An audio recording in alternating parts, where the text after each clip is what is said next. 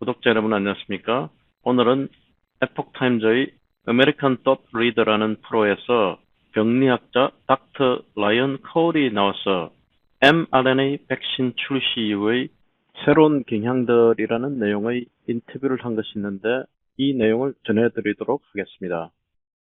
닥터 라이언 콜이 강조하는 것은 코비드 백신은 절대 접종하지 마세요라는 것입니다. 그의 인터뷰 내용을 들어보시겠습니다. What I say now is if you got one, don't get two. If you got two, definitely don't get three. If you got three, please don't get four. Because not only is that Wuhan gone, but the Moderna only covers BA1 and Wuhan, both extinct. Pfizer covers Wuhan plus a fragment of BA4 and BA5, which are on the wane because now we're seeing the new variants come up. Now we have two expired products for two extinct viruses.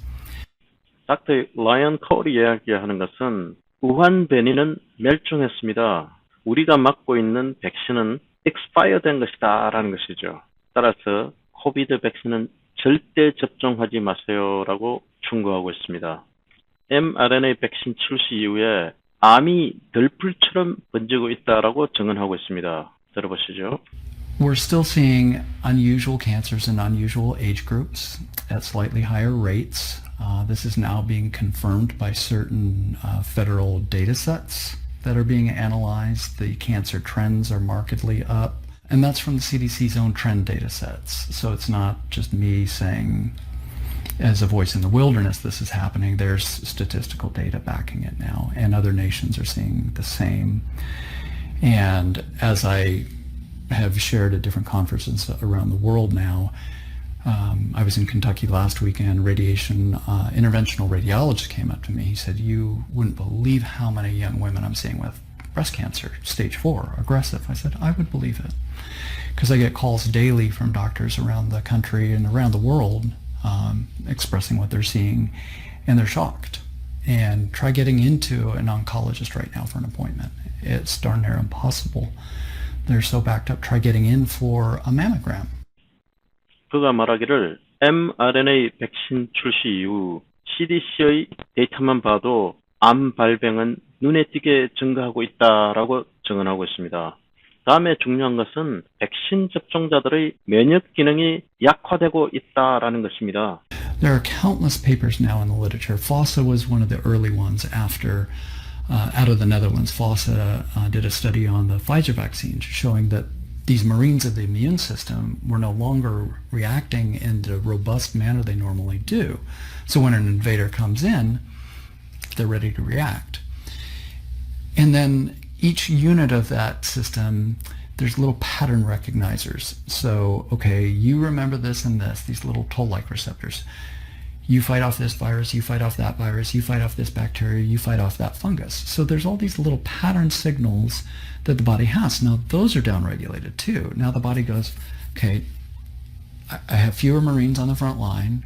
The ones I do have aren't doing their job and aren't working. Nobody's remembering the pattern of what they're supposed to fight. So now you have a perfect storm of the ability for other infections to infect the human body. So we saw this last year how RSV in children was out of season. And then we saw adults getting RSV and being hospitalized with respiratory syncytial virus, which is usually only threatening to newborns and children under the age of 1 due to the size of their windpipe. Not just that, but countless papers now talk about reactivation of shingles. It's so many upticks of shingles, and there were certain papers showing the spike protein present in those shingles lesions. And it's concerning because these are things that the immune system would normally say, oh, we'll keep that in check, we'll keep that in check, we'll keep that in check. But that innate, that immediate responsive arm is not as robust as it's supposed to be in the majority of people that have received the shots. Now, we don't know for how long that pattern is expressed in each individual. Everybody's biologically unique. So I think it's prudent to say not everybody's having that, thankfully. And I think a lot of people got different doses in terms of the number of doses they got, as well as purity of vials, purity of injection, purity of product. That's another big question we can talk about in a bit if you'd like to. But 닥터 라이언 콜이 이야기하는 것은 백신 접종자들의 면역 기능이 제 역할을 못하고 있다라는 것입니다. 그가 예를 든 것은 호흡기세포융합바이러스나 대상포진 등이 백신 접종자를 중심으로 쉽게 재발하고 있다는 것입니다. 주변에 살펴보시기 바랍니다. 백신 접종자들이 오히려 코비드에 더 잘 걸리는 것을 볼 수 있습니다. 즉 그들의 면역 기능이 백신을 맞으면 맞을수록 약화되고 있다는 증거입니다. 그 다음에 재밌는 질문은 백신에서 나온 스파이크 단백질은 몸에 오래 존속한다라는 것입니다. Now, are we talking about spike coming from COVID, or are we talking spike coming from vaccines, or both? And to be fair, both. But interestingly, spike from a natural infection doesn't persist as long. The immune system, when it encounters COVID for the first time, if you haven't had the immune suppression of the shot, you have a broad, non-specific response to any infection. Normally, in individuals that are reasonably immune competent, your body's going to clear that entire virus and spike within 7 to 10 days. Now, personally, when I had COVID back in December, I suffer from chronic mononucleosis, Epstein-Barr Virus, from before the pandemic. And it waxes and wanes, and my body keeps it in check, and I do a lot of different things to try to keep it in check. But after I had COVID, it got worse for a couple of weeks. So that spike protein, whether from the natural infection or from the injection, can do these same things. The challenge is, when we look at the work of Dr. Roltgen out of Stanford that she published in the journal Cell, that that pseudouridine of the mRNA shots doesn't get broken down in the body. So that's the little message. The messenger RNA, you're making billions of messages right now for every cell in your body. And so am I. And after that message says, okay, you've made enough protein or enough of this for the cell or enough of that to make that enzyme, then in minutes to hours, that mRNA breaks down and stops. These synthetic injections, Dr. Roltgen in her study found were persisting for at least 60 days in the lymph nodes, at least 60, at which point she stopped so she could publish. So we know the sequence is persisting in the body for at least 60 days, but in her study they also showed that the spike protein was persisting in circulation as well and in the lymph nodes. So we know that spike protein from the injections is present for a much longer period of time.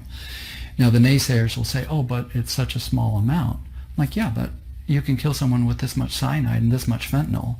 I mean, when something's toxic, it's toxic. So to have spike proteins circulating in just minute levels can still trigger all these immune system harms. So from the injections, we know it's persisting longer. Now some people will say, well, what about Novavax? It's just a protein. But it's still a spike protein. And that spike protein is a pretty high dose in Novavax, and it does have a black box warning that it can go to the heart and cause myocarditis at higher rates than some of the other shots. They don't get an out on this either. That spike protein, plain and simple, is pathophysiologically toxic to the human body. 닥터 라이언 코리 말하는 것은 스파이크 단백질이 접종 후 수시간 후에 사라져야 되는 것이 맞는데 60일 동안 남아서 몸속에 돌아다닌다라는 것입니다. 극소량의 스파이크 단백질로도 면역 체계의 이상을 유발할 수 있다는 것입니다. 다음은 스파이크 단백질에 의한 피해가 어떤 형태로 나타나는가에 대한 질문으로서 그 첫 번째가 만성피로 증후군에 대한 이야기입니다. This is kind of a major question for me, like where are the spike harms manifesting? Okay, so the first one is what you kind of brought up early, and that's reactivated viruses. Again, personal confession, Epstein-Barr. It is no fun to have chronic fatigue syndrome. People see me and they're like, oh, he's the Energizer Bunny. I'm like, yeah, for 3 or 4 hours a day. And then you don't see how much I have to go try to recover and crash. So I understand, that vaccine injury feeling of this chronic fatigue feeling. So number one, reactivated Epstein-Barr, my colleague, Dr. Urso, in about half of his fatigued patients, it's reactivated viruses that he's seeing. So I don't judge people. If you got a shot, didn't get a shot, people were doing what they thought was best at the time. What I say now is if you got 1, don't get 2. If you got 2, definitely don't get 3. If you got 3, please don't get 4. because not only is that Wuhan gone, but the Moderna only covers BA1 and Wuhan, both extinct. Pfizer covers Wuhan plus a fragment of BA4 and BA5, which are on the wane because now we're seeing the new variants come up. Now we have 2 expired products for 2 extinct viruses. But that spike causes reactivation of viruses. Epstein-Barr virus is the one that causes a lot of fatigue in patients. Other herpes family viruses, cytomegalovirus, CMV. We're seeing an uptick in Lyme disease. We are seeing an uptick in unusual viruses, para-echoviruses in children, para-influenza viruses normally don't hospitalize adults. Now we're seeing adults hospitalized with those. It's the immune system's inability. So that's one. Reactivation of other diseases because of immune suppression. 스파이크 단백질이 만성적인 피로를 유발하는 Epstein-Barr 바이러스를 재발시킨다라는 것입니다. 그래서 코비드 백신을 접종한 사람들이 만성피로 증후군에 시달리는 것을 주변에서 많이 보셨을 것입니다. 이것이 바로 스파이크 단백질에 의한 피해의 한 형태라고 할 수 있겠습니다. 다음으로는 미토콘드리아 손상입니다. Number 2, mitochondrial harm. So I mentioned mitochondria. Mitochondria, every cell in your body has mitochondria. And they're the powerhouse of your cell. And they're responsible for making ATP as their end product. And why does a hummingbird's wings fly so fast? Because they're making countless copies of ATP so quickly. Very, very energetic cells. The spike protein will disrupt metabolism and disrupt those pathways in the mitochondria. So Dr. Clough out of Poland, Dr. Abramovich, they looked at this and they were able to show, look, in especially neural tissue, so talking about brain fog, you know, the individuals you hear say that so much, it's because the mitochondria are being harmed. That spike is getting in there. And I'll give you a picture to show in this presentation of that spike in the brain tissue. That mitochondria, now it's damaged, it can't produce as much ATP. And now these neural cells are about the equivalent of the cells in a brain tumor. They're slow, they're mushy, they're not quick to react. That can happen in cardiac tissue. Another paper that I'll present tomorrow has that clearly presented. That can happen in ovarian tissue. That can happen in muscle tissue. So 1 versus 2 mitochondria. 스파이크 단백질이 세포의 동력원 역할을 하는 미토콘드리아를 손상시킨다는 것입니다. 이에 따라서 뇌종양, 심장, 난소, 근육 조직에 영향을 준다는 것입니다. 3, cardiac damage. We know that the spike protein gets into the heart tissues. That spike protein will induce all those other inflammatory cells to come in and now swell the heart. There was a really interesting study on cardiomyopathy, that swelling, ballooning of the heart, in a mouse model, and it swelled the heart by like 30%. I have the tissues of triathletes that died on their swim, and these are peak of performance, a week or 2 after their second shot. Autopsy from the medical examiner's office, cardiomegaly, oh well. But they didn't look for spike protein. And that's, again, I'm encouraging all my colleagues, look, you have the ability to do this now. Every coroner, every medical examiner, they have the ability to do this. So these sudden adult deaths that we're hearing about that are unusual weren't happening in 2020 during the COVID outbreak. Weren't happening in early 2021 before the younger cohort were mandated to start getting the shots. They started happening in late 21 and have continued as people start getting this 3rd and 4th shot. There's the ability for any and every pathologist in the world, not just me, any and all of them can look for this. So they can find that spike protein in those cardiac tissues. It can destroy any tissue in the body in terms of, the spike itself doesn't destroy the tissue. The spike lands and then it triggers an inflammatory reaction. The body wants to react to it. So then all those inflammatory cells release cytokines and chemicals that will end up munching away those tissues. 스파이크 단백질이 심장 조직에 들어가서 심근증을 유발해서 급성 사망에 이를 수 있다라고 합니다. 다음으로는 출산 손상입니다. There's the fertility question, and I will get criticized for this. We know that the lipid nanoparticle goes to the ovaries. We know how much the eggs in the ovaries express ACE2 during their developmental cycles. The spike protein binds there. What does the inflammatory system do? Same thing it's doing to those other organs. So in Germany, 20% decrease in 2022 first quarter of fertility rates. Same thing in Sweden, same thing in Taiwan, same thing in other Scandinavian countries.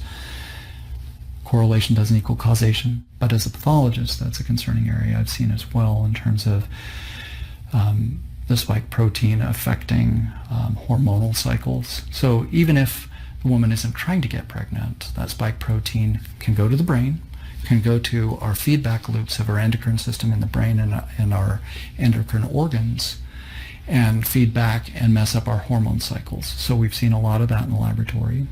Spike protein can go to the adrenal glands, our autonomic nervous system, our sympathetic parasympathetic nervous system, your blood pressure, your ability to rev up or relax, fight or flight. That gets messed up. The spike will go to the chromaffin cells of the adrenal gland. All sorts of things. 스파이크 단백질이 난소, 뇌, 부신에 들어갈 수 있다는 것입니다. 따라서 출산율이 감소하고 호르몬 주기가 변화되며 내분비계, 자율신경계 등에 영향을 줄 수 있다는 것입니다. 다음은 혈관 손상입니다. In addition to that, the spike protein will inflame the blood vessels, the endothelial lining, and this gets into the clotting cascades, and this is highly concerning. And again, that Wuhan spike that's on these shots isn't on Omicron. Omicron is a new variant. That shot has that very thrombogenic, clot-inducing spike protein. And there are receptors all throughout our body, on our platelets, on those endothelial, those blood cell linings, on our red blood cells, that once that spike binds, it just starts this whole little cascade, this little waterfall of this chemical binds this, and what you end up with is microclots and macroclots. And many people have seen the macroclots that I've shown in a couple of the interviews. Thankfully, I've received some from living patients, so that people will criticize and say, "Oh gosh, that's just blood pooling post-mortem." No, I've done a lot of autopsies in my career. The blood post-mortem, it clots and congeals, but it's kind of red and jelly-like. They aren't white and rubbery. Post-mortem clots are not. I've worked with some interventional radiologists that have pulled some of these out of blocking vessels, and they're identical to the post-mortem ones. So they're made up of a lot of thick deposited protein, and many of them have spike protein deposited in them because that spike triggers these cascades to clot. So a lot of COVID some post-COVID patients have them, long-haul patients have this problem, microclotting. So some natural things like breaking down the fibrin in the clots from nattokinase, which is a enzyme from a fermented soy product. A lot of people have found success with that. Just enough, not too much. You don't want to cause bleeding. 스파이크 단백질이 혈관 내피에 염증을 유발한다는 것입니다. 이로 인해서 피병이라고 하는 혈전이 생긴다는 것입니다. 일전에 시신 방법자 리차드가 공개한 믿을 수 없는 혈전 영상을 공개해 드린 적이 있었습니다. This is the iliac artery. And this clot coming out of the iliac. Normally we don't see clots in the iliac, in an artery. Usually they're in veins. Oh my gosh. And I'm probably not going to be able to get it all.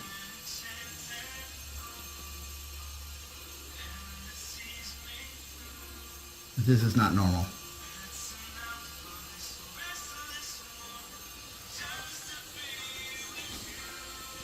Look at the size of this one.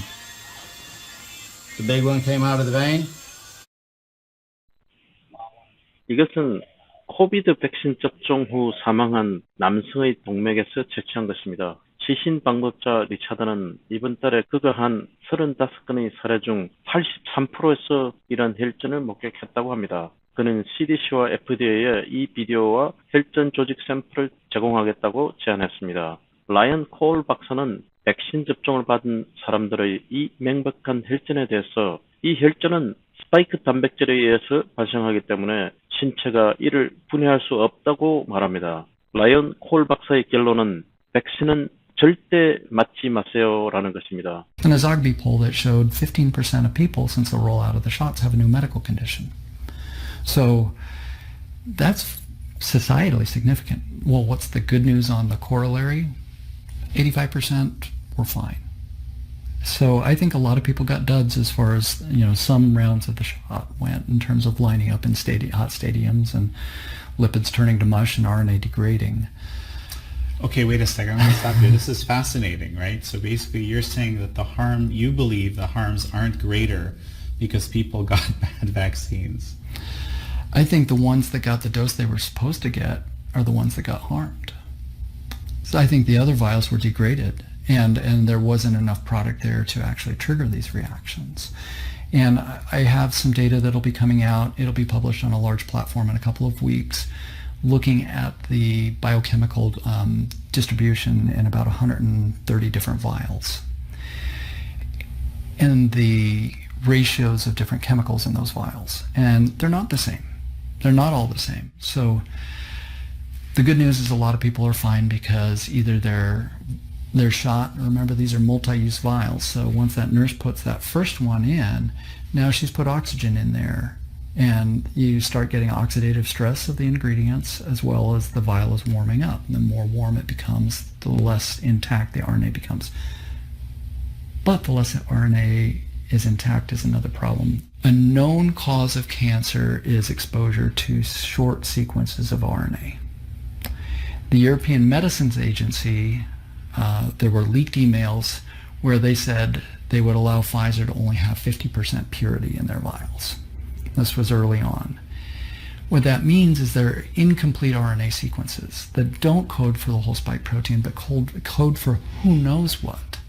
And I'll present this tomorrow, but there are countless papers in the literature that show the risks and harms of these shorter RNAs making atypical proteins that can cause atypical pathways of mutation in cells.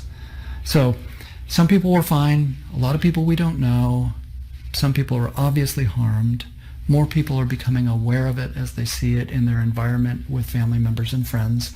More people are aware of the acute increase in excess mortality across the world. I know Ed Dowd and the insurance groups have been very on to that.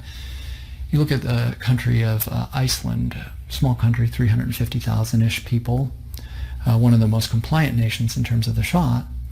In July, just a few months ago, their excess mortality rate above 5-year average was 56%. Astronomical. So this 56% above normal. Above normal. Yep. So we have these ups and downs in mortality every year. These are charts and graphs the actuaries keep.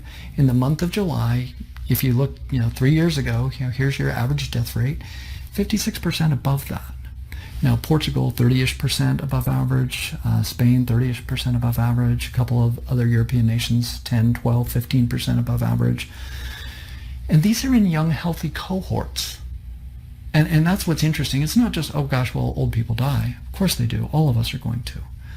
But these are people in the prime of their life. If you look at the uptick in the rates of data, every day I get a colleague, got another one. Another friend passed away, another person lost their 15-year-old, someone just lost their 9-year-old, someone just lost their 40-year-old dad, etc. And then my question is, when did they get their most recent shot?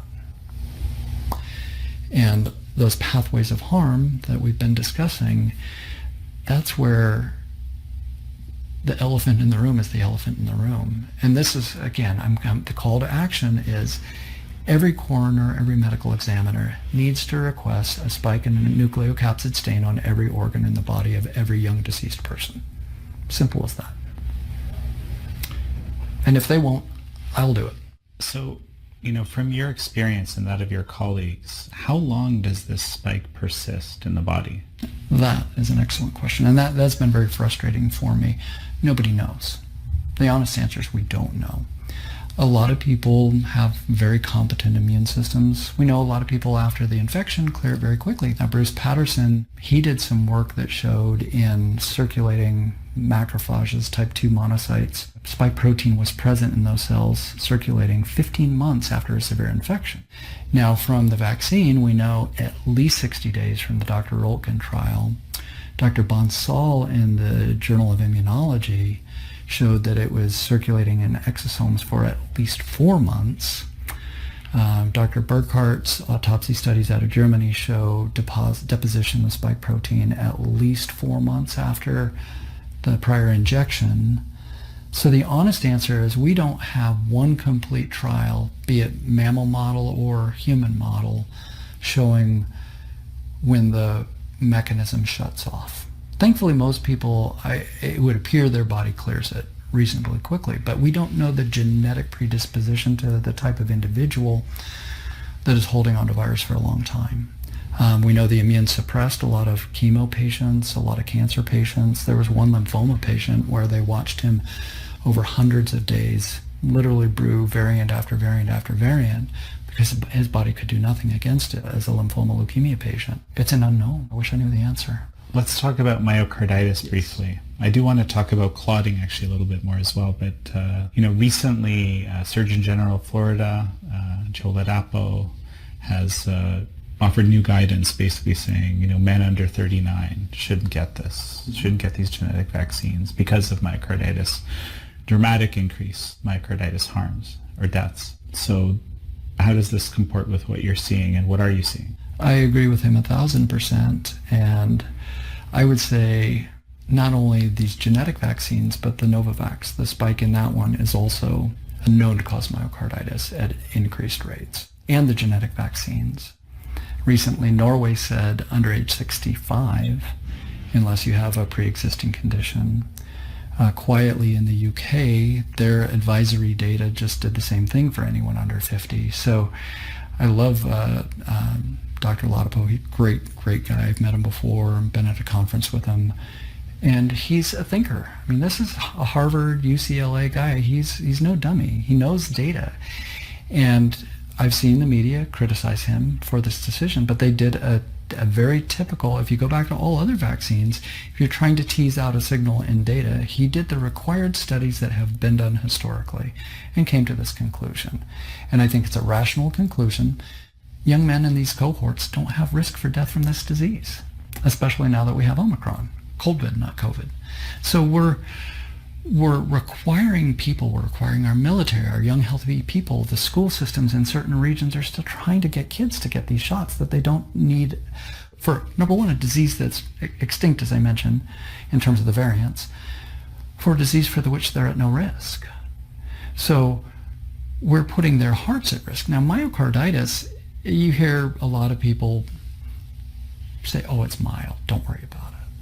There's no such thing as mild myocarditis. So there was a study last year that looked at myocarditis in athletes. Half of athletes, it was subclinical, meaning they didn't know their heart was inflamed, but on scan their heart was inflamed. There's another study that came out and showed in these children that had myocarditis, several months later, they still had gadolinium signal, which means they had scar. So it's not like their myocarditis was readily resolving. The long-term sequela of myocarditis is fibrosis of that heart muscle.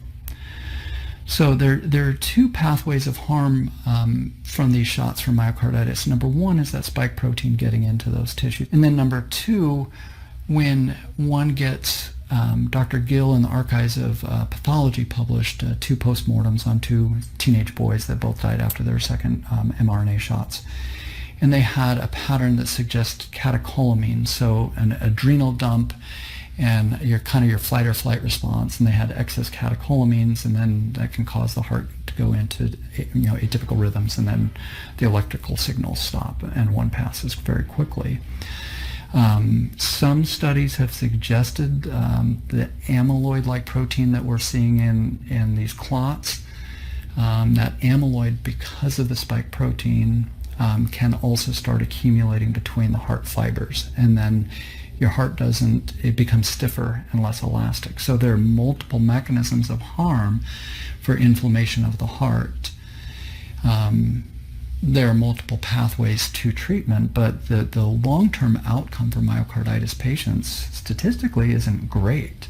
So I think it was very astute, very scientifically proper for Dr. Ladapo, and I would encourage every Surgeon General in every state in this nation to follow his example, because otherwise we're literally saying we know the mechanisms. I will give you every mechanism and every paper on the mechanisms of harm to any colleague that wants them. And we know the statistics from around the world, and we see the other nations doing the right thing by stopping this. And we are putting a young generation in harm's way for a disease for which they're at no risk. And it makes no sense, there's no common sense, and there's no logic for us to be doing this. It makes no sense. This is not medicine. This is, who knows, power, corruption, I don't know, but this isn't medicine. And this is an experiment. This is not an approved shot, because if it were an approved shot, after a handful of these myocarditis signals, why don't we have Comirnaty in the U.S.? Because all that reporting would go into the federal agencies and they would have to pull it from the market.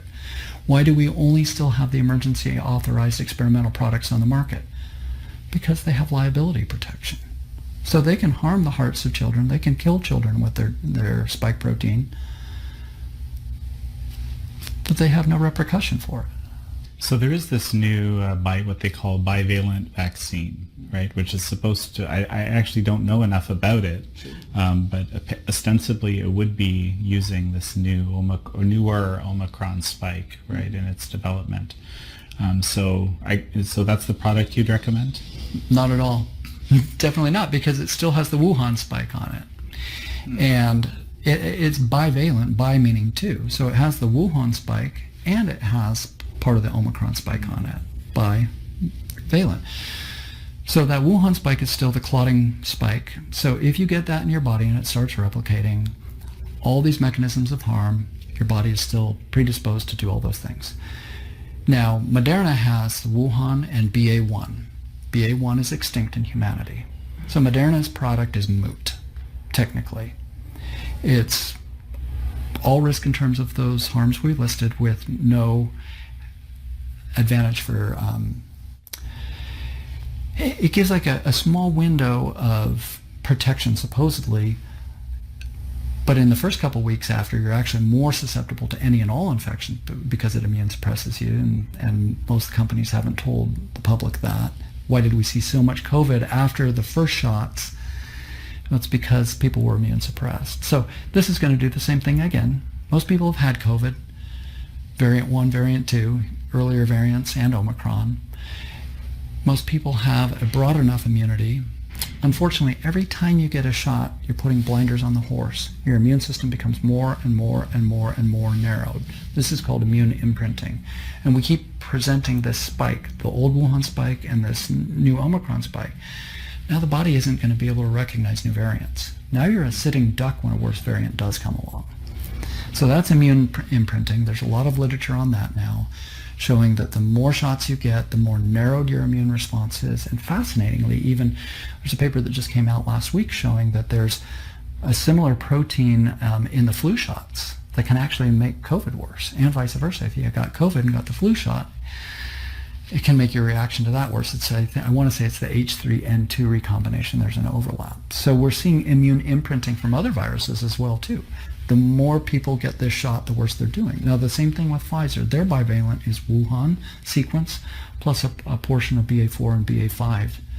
And again, BA4 and BA5 are on the wane. We have a BA 4.6 that's on the rise, and we have XBB or XPP, Gryphon. There's a bunch of other little variants that are starting to uptick. And now we have an expired product. The bivalent shots are now expired. They still have the Wuhan spike. They can still cause clotting. They can still cause myocarditis. They can still cause brain damage. They can still cause death. So I wouldn't recommend any shot to anyone at this point. We have early treatments that can save lives. But if we keep giving these shots, the work of Geert Vanden Bossche, who I admire very much, and I've sat down and chatted about these things at dinner with him several times, We will continue to select for worse variants if we continue pushing these dangerous spike protein shots into the human body. Without a doubt, we will have worse variants because we're doing the wrong thing to the human body. 닥터 라이언 코울은 이와 같이 결론을 맺습니다. 백신 접종 후 전 세계적으로 초과 사망률이 급격히 증가했다. 실험 단계의 백신이고 정식 승인도 없다. 새로 나온 백신도 여전히 우한 스파이크가 들어있으니 절대로 맞지 마세요 라는 것입니다. 시청해 주셔서 감사합니다.